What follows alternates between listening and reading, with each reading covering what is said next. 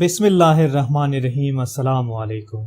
پشتون تحفظ موومنٹ پاکستان کی تاریخ میں الطاف حسین کے بعد یہ ایک واحد پولیٹیکل پارٹی ہے جس میں مغرب ممالک کے سارے تھنک ٹینکس جو ہے دلچسپی رکھتے ہیں اور دلچسپی لے رہے ہیں۔ دوستو، اشرف غنی نے اپنی ایک ٹویٹ میں پشتون تحفظ موومنٹ کو سپورٹ کرنے کی ایک گٹھیا چال چلی ہے، اور بدقسمتی سے پشتون تحفظ موومنٹ کے جو ایک رکن ہے محسن داوڑ، اس نے ٹویٹ کو کافی اپریشیٹ کیا ہے اور اس کا جو رسپانس دیا ہے وہ بہت ہی کہ ان ایکسپیکٹڈ تھا۔ ویڈیو پسند آنے پر ویڈیو کو لائک کرے، چینل کو سبسکرائب کرے اور بیل آئیکن کو ضرور دبائے تاکہ ہر نئی ویڈیو آپ کو وقت پر ملے۔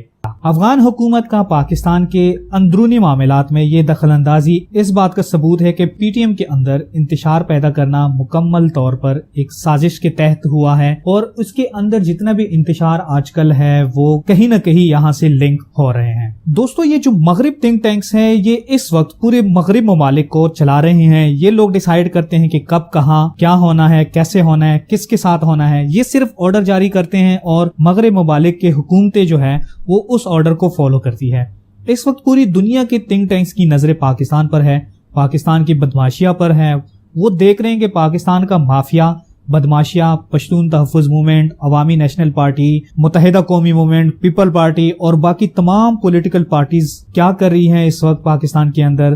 یہ تھنک ٹینکس پاکستان کے اندر بدماشیاں اور کچھ غداروں کو اپروچ کرتے ہیں اور ان کو پاکستان کے خلاف، ریاست کے خلاف استعمال کرتے ہیں۔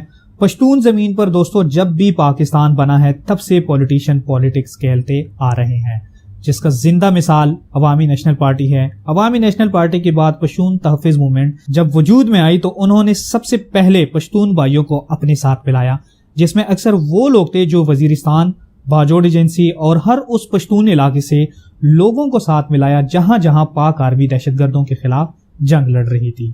پشتون تحفظ موومنٹ کا مین مقصد اپنے علاقوں سے پاک آرمی کو نکالنا۔ شاید شروع میں ان کا صرف یہی مقصد رہا ہو کہ ہمارے علاقے میں جو آپریشنز ہو رہے ہیں جس کی وجہ سے تباہی ہوئی ہے، ہزاروں لوگ بے گھر ہو گئے وغیرہ وغیرہ، اس طرح کی جتنی بھی ڈیمانڈز ہیں، اور جب نقیب اللہ محسود کا واقعہ ہوا تو اس واقعے سے پشتون تحفظ موومنٹ کو بہت زیادہ تقویت ملنے لگی۔ تو شاید ان کا شروع میں یہی مقصد ہو کہ جو تباہی ہو رہی ہے، جو امن یہاں پہ، جو لوگ بے گھر ہو گئے ہیں، جتنی جلدی ہو سکی یہاں سے پاک آرمی نکل جائے تاکہ پھر لوگ اپنے گھروں کو واپس آ جائے اور یہاں پہ ایک سکون کا ماحول بنے۔ دوستوں، میں اس بات کے حق میں ہوں کہ نقیب اللہ محسود کے ساتھ جو کچھ بھی ہوا ہے سراسر ناانصافی اور زیادتی تھی۔ اب جبکہ یہ بات واضح ہو گئی ہے کہ ان کو جان بوجھ کر ٹارگٹ کلنگ میں مارا گیا ہے، تو یہ معاملہ اس وقت حل ہونا چاہیے تھا۔ اس وقت کی حکومت کو فوراً اس واقعے پر ایکشن لینا چاہیے تھا، کیونکہ اگر بروقت پولیس کو سزا دی گئی ہوتی تو آج یہ سانحہ ساہیوال ہمارے سامنے نہ ہوتا۔ اب اس کا ڈائریکٹ ایفیکٹ کیا پڑا کہ دشمن ممالک کے لوگ پہلے سے اس موقع کی تلاش میں تھے کہ کسی طرح اس علاقے سے، یعنی وزیرستان اور پشتون کے علاقے سے،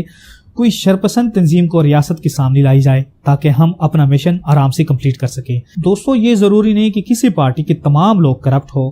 اب وقت آ گیا ہے کہ پشتون تحفظ موومنٹ میں جو دو قسم کے لوگ ہیں ان کو عوام کے سامنے لے آنا چاہیے۔ ایک وہ لوگ جو سچے جذبے کے ساتھ کام کرتے ہیں، اپنے آپ کو پاکستان کے خلاف استعمال نہیں کرتے، اور ان کو جو جائز مطالبات ہیں جن کے اوپر یہ لوگ باہر نکل آئے ہیں، اور دوسرے وہ قسم کے لوگ ہیں جو باہر کی ایجنسیز کے اشاروں پر چلتے ہیں اور جو ریاست اور حکومت اور عدلیہ کو بدنام کرنے پہ لگے ہوئے ہیں۔ پشتون تحفظ موومنٹ کو اپروچ کرنے کے لیے عوامی نیشنل پارٹی، بلوچستان پارٹی اور افغان خفیہ ایجنسیز نے ان سب نے پشتون تحفظ موومنٹ کو سپورٹ کرنا شروع کیا، اور پھر مغرب ممالک کی ایجنسیز بھی انوالو ہوتے گئے۔ رو، سی آئی اے، موساد اور باقی تمام اینٹی پاکستان ایجنسیز جتنی ہیں کسی نہ کسی حد تک پشتون تحفظ موومنٹ کے لوگوں کو اپروچ کرنے لگے اور اپروچ کرتے آ رہے ہیں۔ عوامی نیشنل پارٹی جو ہے وہ روز اول سے پاک افغان کے درمیان جو باؤنڈری لائن ہے اس کو وہ نہیں مانتی۔ اس کے بعد بلوچستان پارٹی سے بھی اس کی مخالفت شروع ہو گئی۔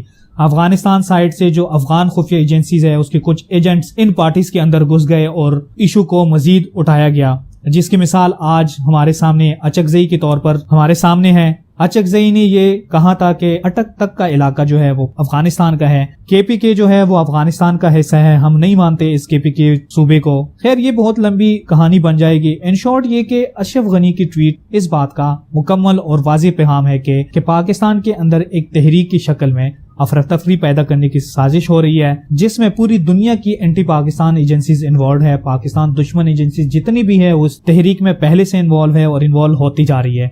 हम सब जानते हैं कि मौजूदा अफगान हुकूमत सिर्फ कठपुतली है जो CIA, मोसाद, रॉ वगैरह के इशारों पर चलती है, और अगर हम ये कहें कि उनके एजेंट्स इसके अंदर है तो बेजाना होगा। अब जबकि पाकिस्तान के हालात कुछ बेहतरी की तरफ जा रही हैं, तो ये थिंक टैंक्स नहीं चाहते कि पाकिस्तान तरक्की करे, इसलिए अब मुख्तलिफ तरीकों से पाकिस्तान के अंदर हालात खराब करने और एक नई जंग लाने की कोशिशों में हैं।